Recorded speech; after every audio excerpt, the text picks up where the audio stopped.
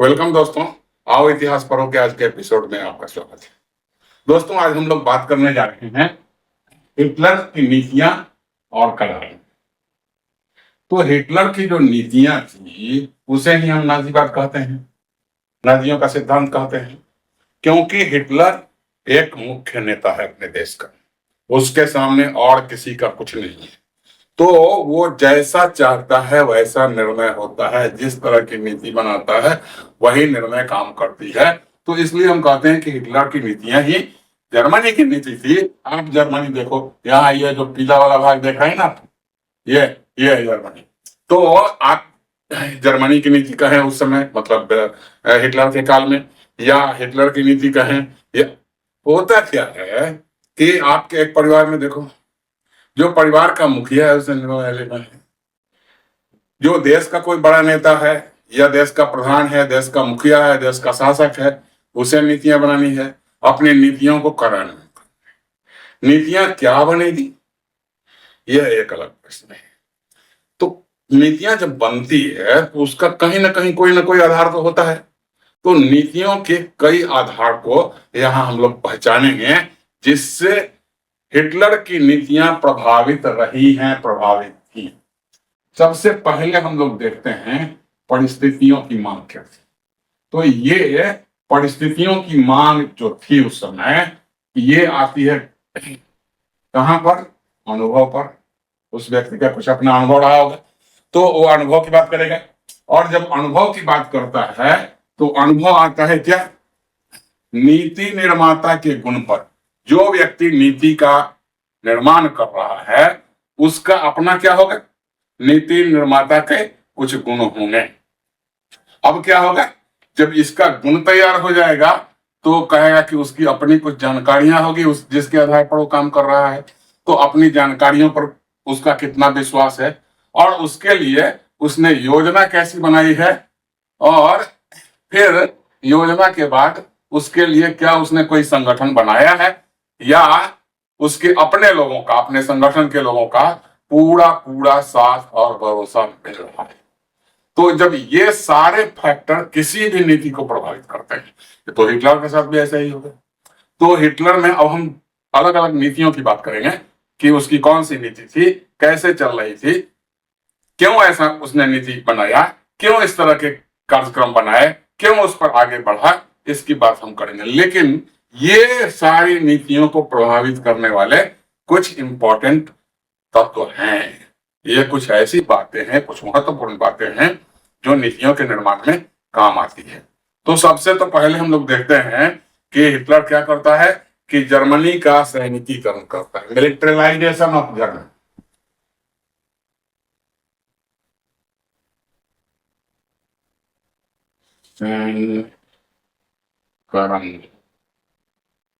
पहला, अब कहें कि भाई सैनिकरण क्यों कर रहा है? तो ये परिस्थितियों की मांग है। कैसे परिस्थितियों की मांग है कि भाई ये प्रथम विश्व युद्ध में आपने जर्मनी को हरा दिया, जर्मनी हारा क्यों? सैनिक दुर्बलता उसके पीछे एक कारण रहा होगा। अगर जर्मनी उस समय सैनिक रूप से दुर्बल नहीं होता तो क्या होता? तो जर्मनी हारता नहीं। अब क्या किए? हार गए, चलिए भाई।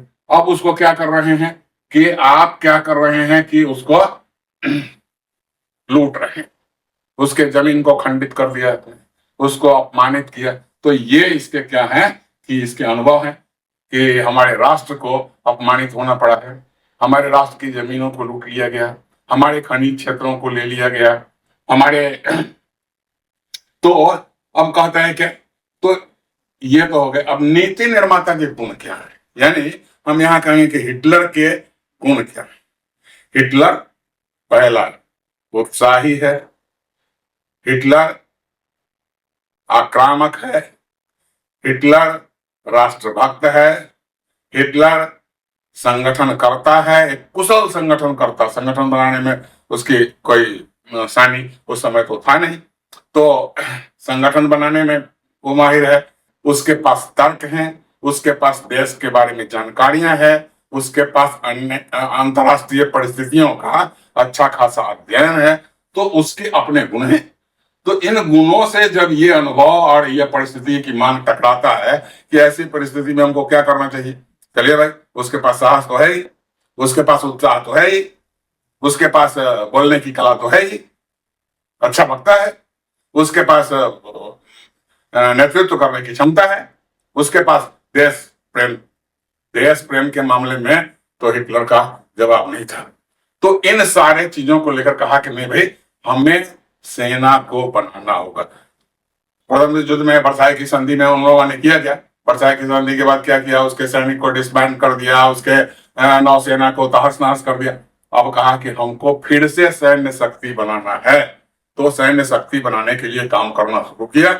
और ये काम करना, तो पहला काम वो करता है कि सैनिक की शक्ति को बढ़ाना शुरू करता है, नौसेना का निर्माण करता है, स्थल सेना को बढ़ाता है, वायुसेना को बढ़ाता है, तरह तरह के नए नए सैनिकों को ट्रेनिंग देता है, नए नए सैनिक सामग्री की उत्पादन करता है। तो ये सारा कुछ करना यानी एक सैनिकीकरण की व्यवस्था तो वो शुरू कर देता है।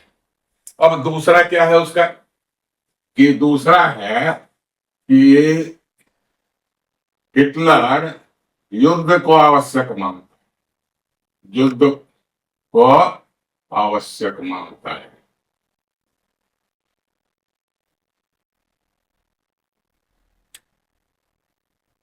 मानता है। अब कहेगा भाई, आज की दुनिया में आप कहोगे कि भाई ये कैसा आदमी है, ये कैसा हिटलर है कि ये तो युद्ध को कहता है कि युद्ध हमारे लिए आवश्यक है।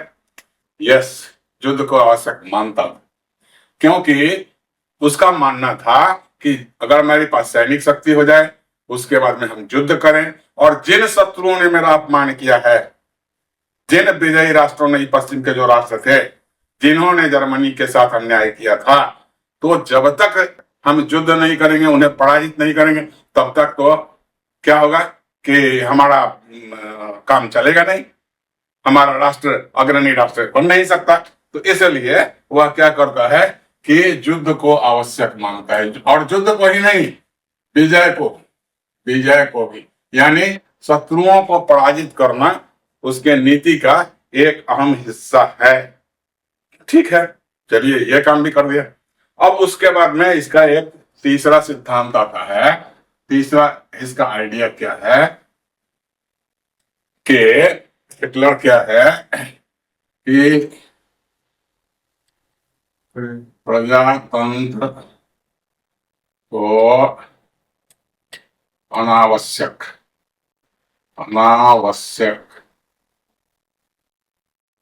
या बुरा मानता है।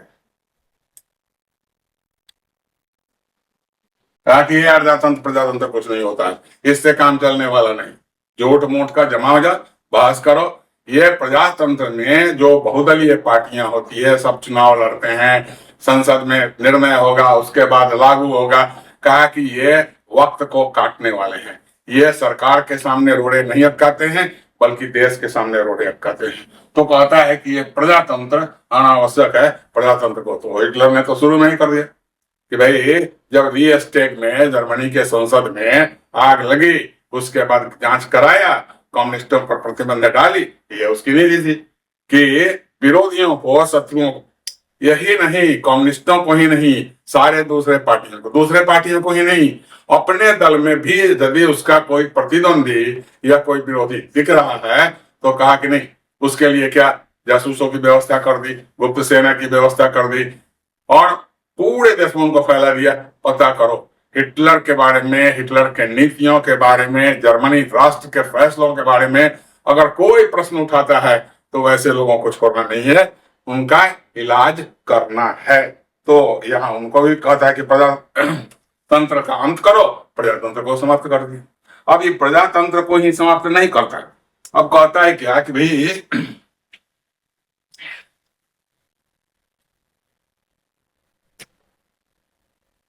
यहूदियों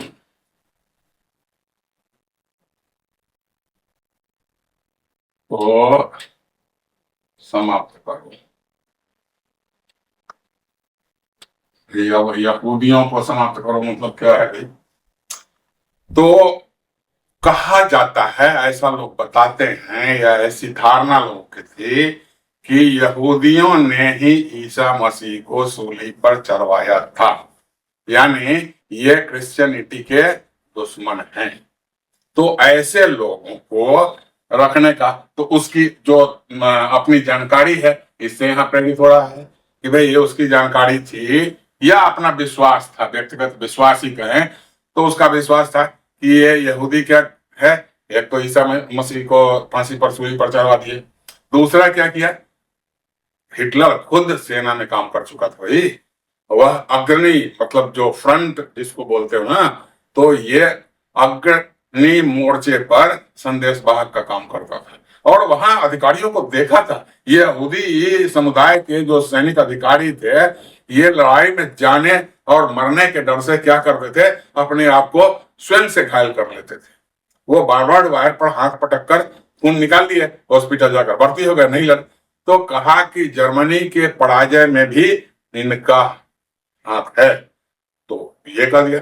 और दूसरा क्या था कि इसलिए यहूदियों को यह समाप्त करने की योजना बनाई, उनके साथ भेदभावपूर्ण नीति बनाई, उनको मतलब आ, उनकी पहचान किया जाने लगा, उनको कंसंट्रेशन कैंप ले जाया जाने लगा, उनको मारने के तरह तरह नए नए तरीके अपनाए, यहाँ तक कि बंद कमरों में उनको गैस का सप्लाई कर दिया, गैस चेंबर में मार दिया, ये चिमनियों में, उद्योगों के जो चिमनी है उसमें जलवा दिया। तो ये क्या करता है कि ये यहूदियों का, और केवल यहूदी को मारता है, तो वही बात नहीं है, यहूदियों को ही नहीं मारा, ये कहा कि जो आदमी राष्ट्र को कंट्रीब्यूट नहीं कर सकता, जो देश को कुछ देता नहीं है, वैसे लोगों, तो उसमें पोलैंड के लोग मारे गए, रूस के लोग मारे गए, जिप्सी लोग मारे गए, तो लाखों की संख्या में ऐसे लोगों की इसने हत्या करवाई थी। तो यहूदियों को तो समाप्त ही कर दिए, समाप्त करने के अलग अलग तरीके अपनाए, अलग अलग साधन। अब देखिए इनके अपने लोग कैसे, माताओं को कहा कि भाई आप अपने बच्चे को क्या करो कि बचपन से सिखाओ कि यहूदी हमारे शत्रु। स्त्रियों को कहा कि आप यहूदियों से शादी नहीं करेंगे, आप अगर नॉर्डिक हैं, आप आर्यन हैं, जर्मन आर्यन हैं, तो आप आर्यन। और इनकी नीली आंखें होती थी, तो इससे पहचान लेता था, विज्ञान विशेषज्ञों के पास भेजकर पहचान लेता था। और जो नॉर्डिक थे, हिटलर के अपने जातीय के लोग थे, उनका तो अच्छी तरह पालन पोषण किया, उसको सरकार ने हर तरह का समर्थन दिया, और कहा कि नहीं, ये यहूदियों के स्कूल अलग होंगे, इनके रहने की जगह अलग होगी, और अंत में तो मार ही दिया। तो नतीजा है ये यहूदियों को भी समाप्त करने के पक्ष में है। अब क्या चाहता है ये, घेटों का निर्माण। अभी घेटो क्या है भैया, घेटो का निर्माण क्या होगा, घेटो का निर्माण, तो कहता है कि घेटो एक रिजर्व जगह है।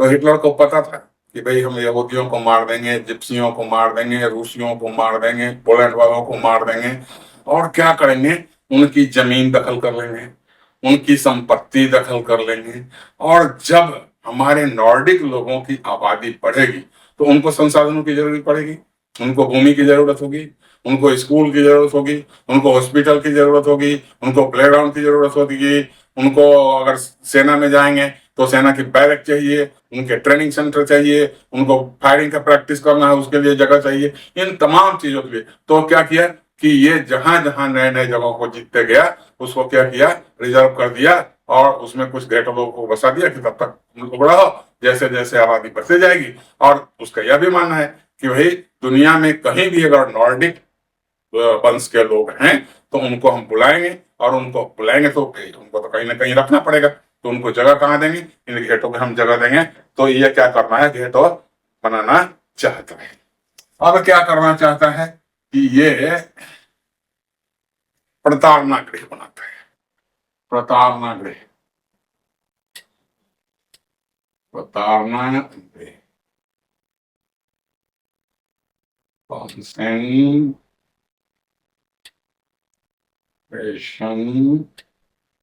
कैंप। ये कॉन्सेंट्रेशन कैंप क्या? तो कैंप तो समझते हैं कि अस्थायी रूप से रहने का जगह होता है, आपने देखा होगा है। कभी कभी बच्चों के शिविर कैंप लगाए जाते हैं, पुलिस वालों के कैंप लगाए जाते हैं, सेनाओं के कैंप लगाए जाते हैं।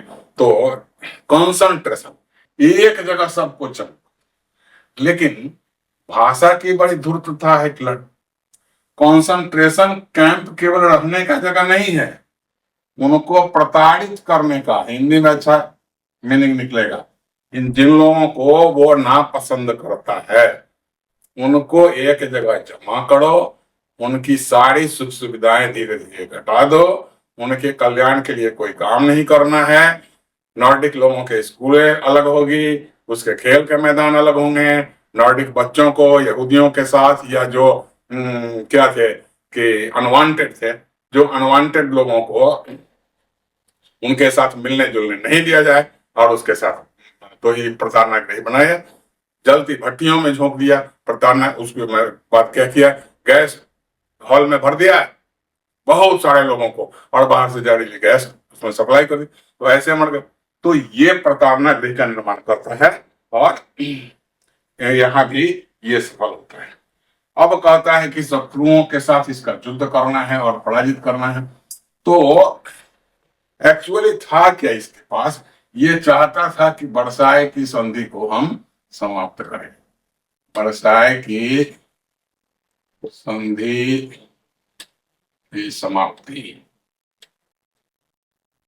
तो वर्साय की संधि समाप्त कैसे होगी भाई? आप तो जर्मनी में विजयी देशों की सेना रख दिए हैं, उसका खर्च भी हिटलर इन सारी चीजों से रिफ्यूज करना शुरू कर देगा। नहीं भाई, हम आपको आपके लॉस का कंपनसेशन नहीं देने वाले हैं, हम इन सेनाओं के खर्चे नहीं देंगे। तो जानता था कि भाई हमको युद्ध तो करना पड़ेगा, लेकिन अगर युद्ध में फिर से हिटलर हार जाए या जर्मनी हार जाए तब ये बदला क्या लेंगे। तो इसके लिए इसका था कि हमको क्या करना होगा, दुश्मनों को या शत्रुओं को पराजित करना है। पराजित करना इसका एक मुख्य लक्ष्य या इसके नीति का एक हिस्सा है। अब क्या कहता है कि राष्ट्रीय अपमान का प्रतिशोध लेना है। जो प्रथम विश्व युद्ध और वर्साय की संधि में राष्ट्रीय अपमान हुआ था, राष्ट्रीय अपमान हुआ, उसका क्या चाहिए, इसको प्रतिशोध चाहिए, बदला, प्रतिशोध है। तो ये क्या हुआ कि अपमान कैसे कैसे, चलिए एक अपमान तो हुआ कि जर्मनी का टेरिटोरियल डिस्बार्समेंट कर दिया आपने, यानी उसके जो भौगोलिक क्षेत्र थे उसको खंडित कर दी, उसके हिस्से को काटकर कुछ फ्रांस ले गया, कुछ काटकर पोलैंड बना दिए, कुछ को उधर डेनमार्क बना दिया। तो इन तमाम चीजों के तो अब ये बारी बारी से शत्रुओं को पराजित करता है और क्या करता है, उन क्षेत्रों को अब ऑस्ट्रिया हंगरी को जीत लेता है। पोलैंड पर तो जब आक्रमण किया तब तो विश्व युद्ध ही शुरू हो गया। तो इस तरह से क्या करता है, अपने राष्ट्रीय अपमान का प्रतिशोध चाहता है और उसके लिए तैयारी भी करता है, योजना भी इसकी सेना पूरी तरह इसके कहने पर।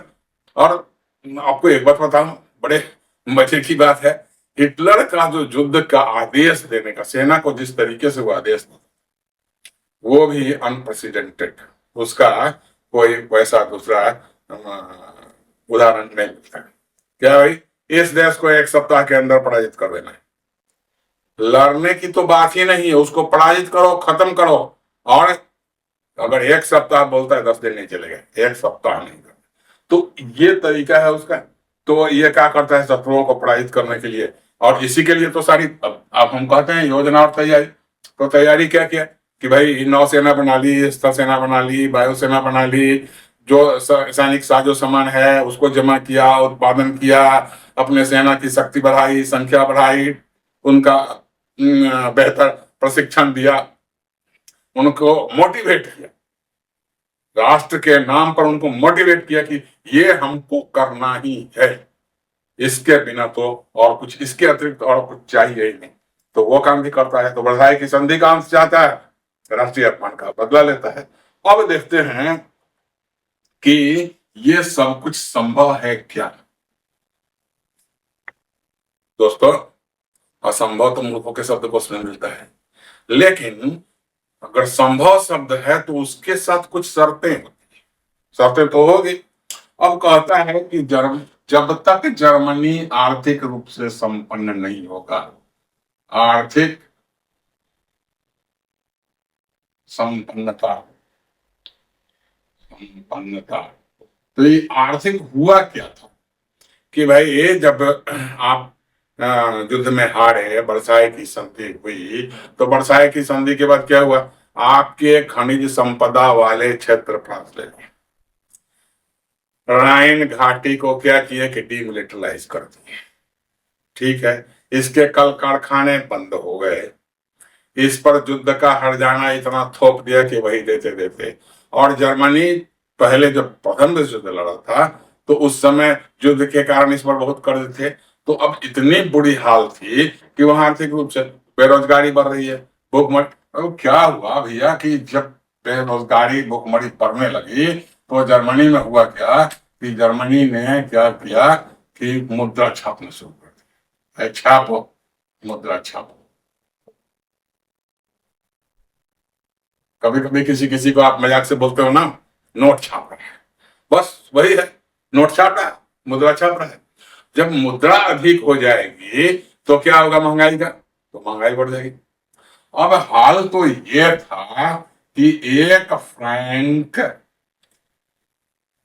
की कीमत क्या हो रही है, कीमत गिर रही है, गिर रही है। किसके मुकाबले, डॉलर के। अब डॉलर के मुकाबले तो ऐसा हुआ था कि 9 करोड़ 88 लाख फ्रैंक एक डॉलर का कीमत। अब उसको तो कोई पूछने ही वाला नहीं था। 1,38,000 शेयर एक दिन में बिक गए। बेरोजगारी छा गई।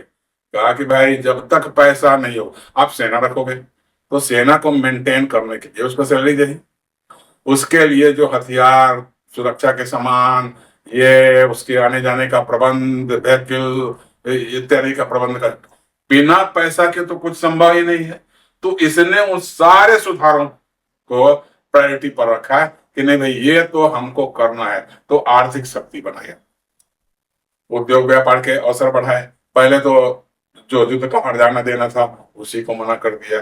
कुछ दिन तो अमेरिका इसको कुछ मदद भी किया, कर्ज भी दिया, लेकिन ये आर्थिक मंदी आ गई। तो ये जो 1923 से 1929 तक जो मंदी गई, ये मंदी कैसी मंदी, इसमें तो इसका हालत खराब था। लेकिन इससे निपटने के लिए इसने कठोर से कठोर काम किए और क्या किया कि कर लिया।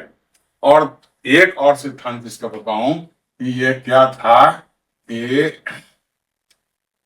दुनिया की समझ थी इसको। ये क्या था कि उस समय दुनिया में पहले दो तरह के देश थे। दो तरह के देश का मतलब साम्यवादी, दूसरा था पूंजीवादी। इसका नेता कौन, अमेरिका, अमेरिका। इसका नेता कौन, रूस। अब ये क्या है, हिटलर क्या है, ये साम्यवादियों का शत्रु है और पूंजीवादियों का भी शत्रु। तो इसीलिए इसको हम लोग क्या कहते हैं, नाजीवादी। नाजीवादी मतलब हिटलर के सिद्धांत को मानने वाला। और इसी से मिलता जुलता एक और आंदोलन चला था इटली में, तो वहां के सिद्धांत को हम कहते हैं फांसीवादी। तो द्वितीय विश्व युद्ध के दौरान जर्मनी का और हिटलर का संबंध किनसे था, जर्मनी था, इटली था और जापान था।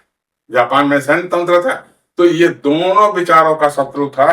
कहा कि पूंजीवाद और साम्यवाद, और जो कम्युनिस्ट पार्टी और सोशलिस्ट पार्टी